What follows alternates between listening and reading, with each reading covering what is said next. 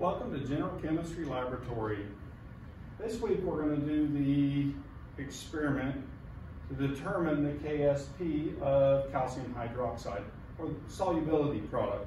So experimentally, we are going to find the solubility product, or the product of the solubilities, or we define that as KSP in terms of the abbreviation for that. So what it is, there's a constant that's related to this, and it's specific to each compound and the set of conditions, but it describes how much something will be soluble, or how well it dissolves. A very small KSP value says that it's not going to dissolve very much. A very large one in magnitude would suggest that it's very soluble. So anyway, solubility and KSP. Now, there's actually an equilibrium that exists between a solid and the solution that surrounds it, and that solution will become saturated up to the level of its solubility. There's a table in your textbook 17.2 that I'm going to show you that gives values for solubility products. And in fact, we're going to do a number of calculations related to equilibrium, and some of those calculations are going to be what we're beginning a trek on today. And so anyway, there are other things that affect solubility, so it's not just limited to the solubility product. If I adjust the pH, then I can change the solubility of some materials. If I have common ions present, then I can decrease the solubility of something very often.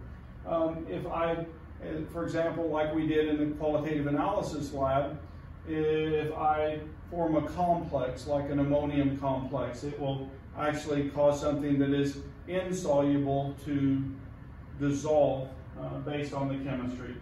And also sometimes when it's amphoteric, then we can see that affecting its solubility.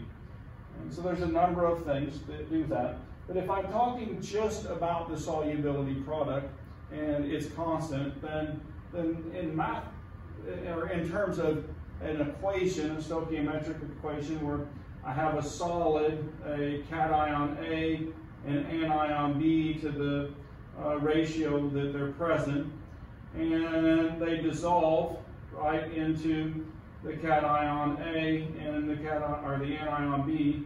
So I have those that dissolve, then this can be described by writing an expression, mathematical expression.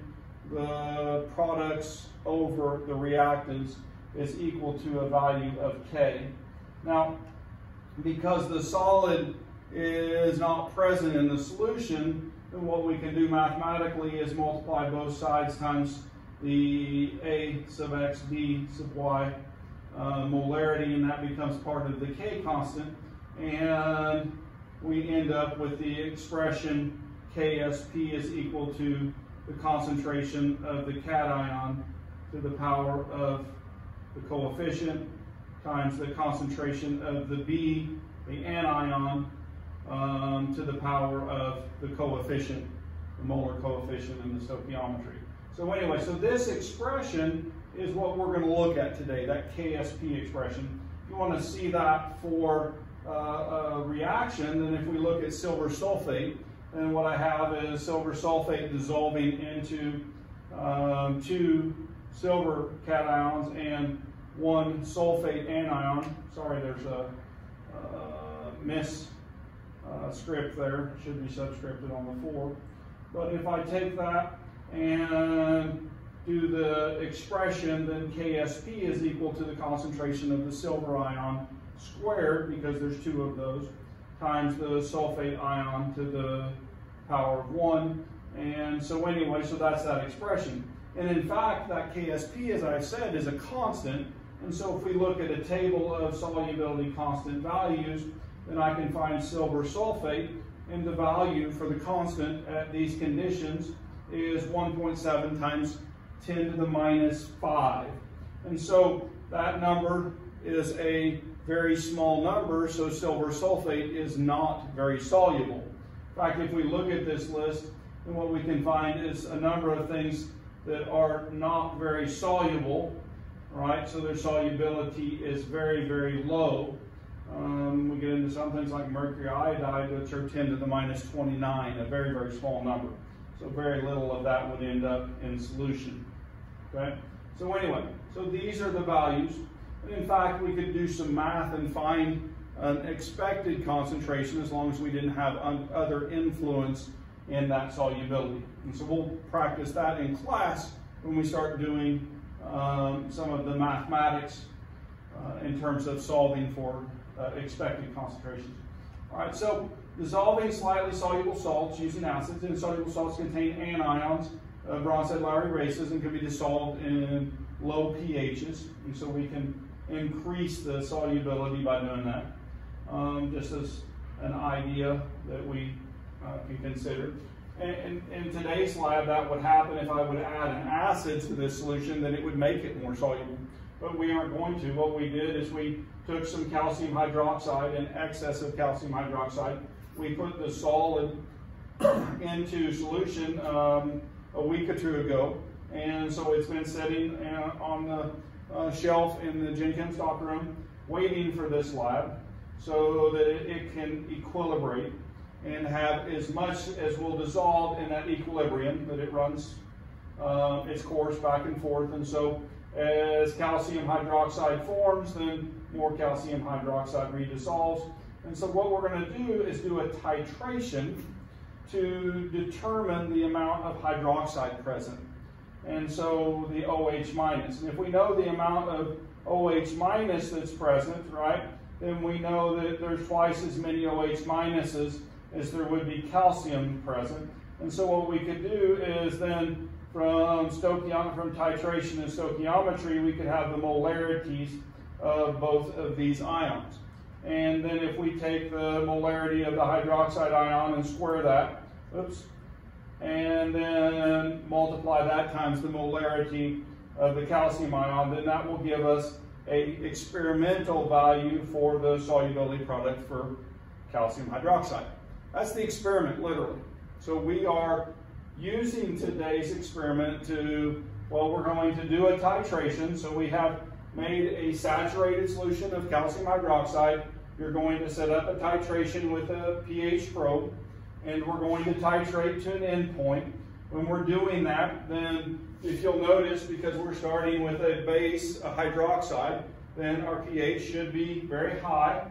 And as we start to add a standardized acid to that base, then it will start to react. As you approach the equivalence point, the curve gets steeper.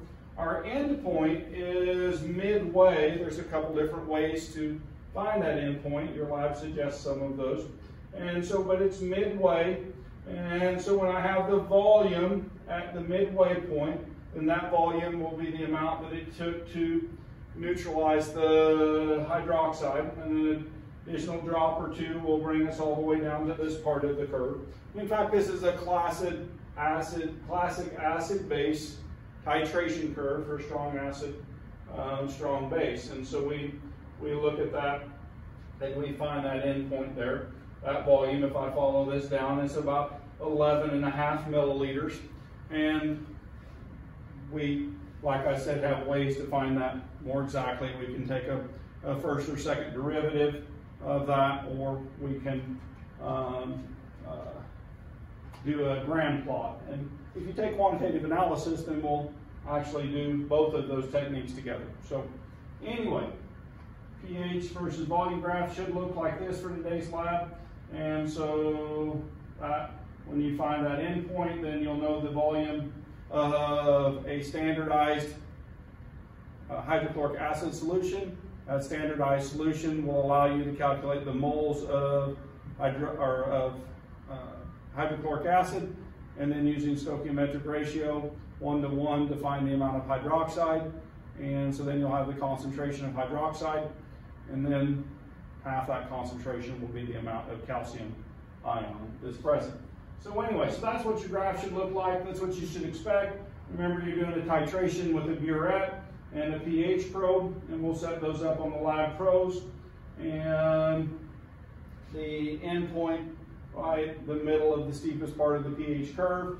Also, I may throw an indicator in the hood, so if you guys want to see a color change, then we could also look at that.